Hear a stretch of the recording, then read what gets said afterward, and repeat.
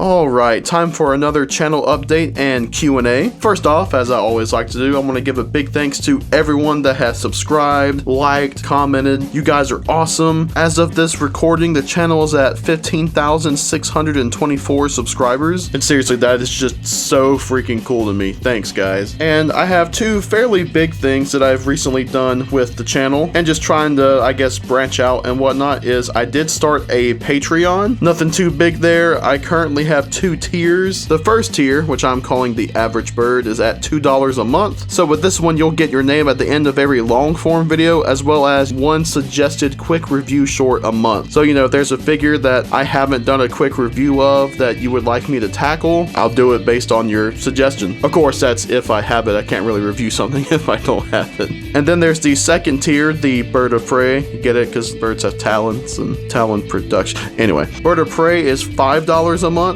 And the biggest thing here is it'll give you access to the private Discord server. Good bit of us chatting there. I'll be sharing some announcements and just random things in there, as well as we do a good bit of voice chats. I love being able to chat with people, so that's been pretty fun so far. And you'll get access to that if you pledge to this tier. But you'll also get your name featured on screen, kind of like the last tier, as well as a name shout out. So not only will your name appear, but you'll get me reading off a name. And of course, it really helps if you possibly tell me how to pronounce your name. I just don't want to screw up somebody's name, you know. But you'll also get some behind the scenes stuff. With the $5 a month, that's the highest I really plan to go. And obviously, I'm not going to be hurt if people don't join the Patreon. It's totally cool. I just figured, hey, I'd give it a shot. And I also started doing some merch. Yeah, I got a few shirts and whatnot. It's not too much to it. It's just the full Talon Productions logo in either white or black with corresponding shirt colors. I'm pretty excited about these. I have a few of them myself and they're pretty good. And you know, if anyone's interested, they're there. Otherwise though, you know, the shorts are still going to be going strong. Trying to put out more long form videos. We'll just have to see how that goes. I promise you guys, like, the next big one will be the Defense of Bayverse Prime. Very excited for it. Looking forward to it. I know quite a few people have expressed their interest in it. Very excited to be putting that one out for you. I don't really have an estimated release date. I'm hoping to be able to get everything done quickly without sacrificing the quality, but we will see. And yeah, that's basically it. Not too much has changed recently, but I figured I'd just give an update on a few of the new things going on around here. Now let's get into the Q&A, and I guess this is something that I could also give you an update on. So I'm going to be doing a Q&A every few months. My last one, which is also the first one, I uploaded back in April. So I'm probably going to do that every 3-4 months, something like that. But the biggest thing that I wanted to do was place a limit on how many questions people ask, because I really enjoyed all of the questions from the first Q&A. That was awesome. Thank you to everyone that asked one. But man, it was kind of a lot for me to go through. So right now, I'm just going to do 2 questions per person. And that's 2 questions per person, regardless of it being like you asking me on YouTube or Instagram or something like that, or in the Discord server, since I have a Q&A section there. Basically, wherever you post questions first, those are the ones that you're going to get answered. So just keep that in mind. But we'll start this time with the one Instagram question I got, which comes from my dude, Schmoptimus. What's up, my guy? You're super cool. And his question is, what do you think of the possibility of a Beast Wars spin-off movie after Rise of the Beasts? I would love a Beast Wars spin-off. I remember back in, I believe it was November of 2020, when it was announced that the next movie was going to be more of a typical Transformers movie instead of a Beast Wars spin-off. I was pretty disappointed. I really wanted them to just stick to doing something very Beast Wars centric. Not that the Maximals, you know, weren't center to Rise of the Beasts, because they were, but you know, I wanted Maximals versus Predacon, Optimus Primal versus Beast Wars Megatron, Dinobot, Rat Trap, Silverbolt, all of that. So yeah, I'd love a Beast Wars spinoff. I think that Rise of the Beasts handled the Maximals decently well. Could have used more screen time, and of course Cheetor and Rhinox could have used some more lines, but I still think they have a very solid foundation there, and I wouldn't mind seeing more with that cast. Of course, who knows, maybe it'll just get rebooted again and it'll be more of a typical Beast Wars thing. I don't know. Now we're moving on to the questions from my YouTube community post, and the first one comes from my boy Jahoob. What's up, man? And his first question is, what are some of your favorite movies besides the Transformers movies? And man, there's a good bit. All right, I love Jaws, Star Wars. If you want to know my specific favorite one from that, it's kind of a tie between Empire Strikes Back and Revenge of the Sith. The John Wick movies are pretty awesome. I love the Pirates of the Caribbean series. Inception, super good. There's the Jump Street movies. Those are just the ones I can think of off the top of my head. Then his next question is, how's everything been going? Hope life is treating you well. Things definitely could be better.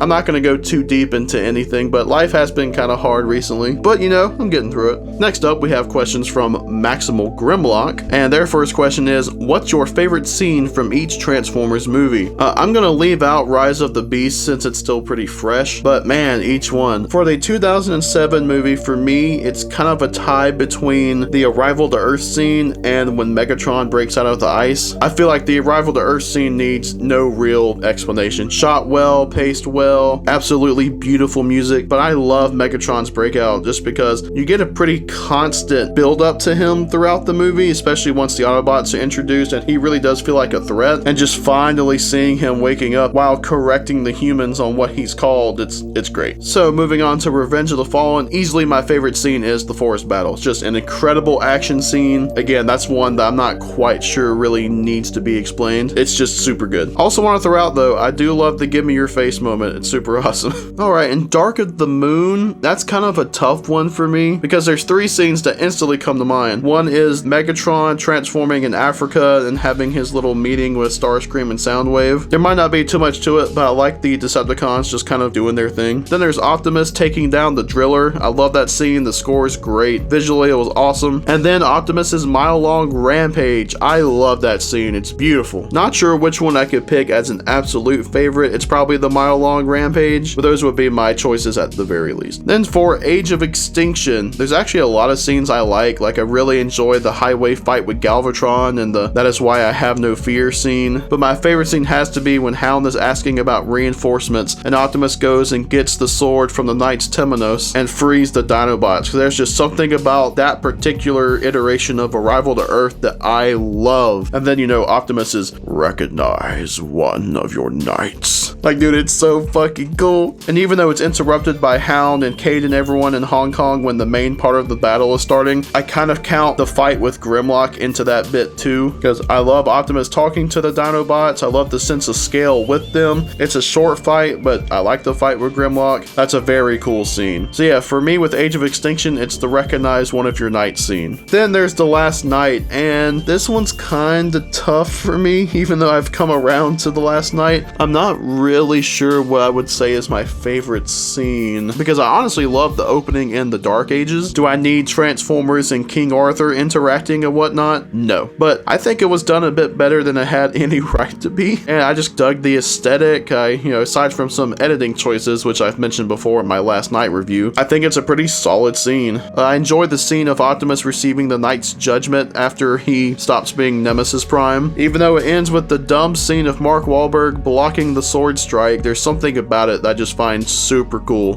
I like that a good bit, and I actually really like the ending action scene with the tumbling ignition chamber, especially with the "we were brothers once" thing. So yeah, again, I know I'm kind of listing a few. I'm not sure which one would be my favorite from The Last Knight. That's really hard for me. Then there's the Bumblebee movie, and no, my favorite scene is not the opening Cybertron scene. That scene is overrated and has kind of done a lot of harm to fans' expectations for the movies, just because of 5-second, oh my god, it looks so G1 cameos. Still a good scene though, just really overhyped in my opinion. My favorite scene is probably the final battle, specifically the fight between Bumblebee and Dropkick. They just have an awesome fight, especially with Dropkick tossing Bumblebee, him turning into a car and gaining momentum to transform and attack Dropkick, and of course Dropkick's death scene with the chains. Super good stuff. Hey, just because it says Transformers movie, I'll count the 1986 movie real quick. For me, that would be when Unicron transforms and attacks Cybertron. Just a whole scene of him transforming, really awesome. Then next up, what is your most wanted figure from studio series and movie masterpiece? I'm pretty sure I had questions kind of similar to this in my last Q&A, but I'm still gonna go for it because who knows how I'm feeling right now. So for studio series overall, because I have a few choices, I would love a Dark of the Moon DevCon, Revenge of the Fallen Twins, but if I had to pick one thing, just because it's what I've been harping on for damn near a year and a half now, and that's only on YouTube, the Age of Extinction Dinobots. Not even a specific one, just any of them. Like, do any of them. Then movie masterpiece, case, I would love a Revenge of the Fallen Megatron or Sideswipe. Sentinel Prime would be cool, but I think right now, just to complete the movie 1 cast, I would go with either Bone Crusher or Brawl. Of course, Bone Crusher is rumored to be next, but yeah, I'd go with either Bone Crusher or Brawl. Next up, we got 2 from Drake. His first question is, would you ever be okay with Michael Bay directing another Transformers movie? Why or why not? Yes, I love Michael Bay. Sure, his movies weren't necessarily the best, but I enjoyed them for what they are. Even The Last Night, I've really come around to that movie recently. And you know, I like his sense of scale, the way he did action. Some of it could definitely be messy, but still, for the most part, I liked it. And just his overall visual style, I like it. So I definitely wouldn't mind if he came back.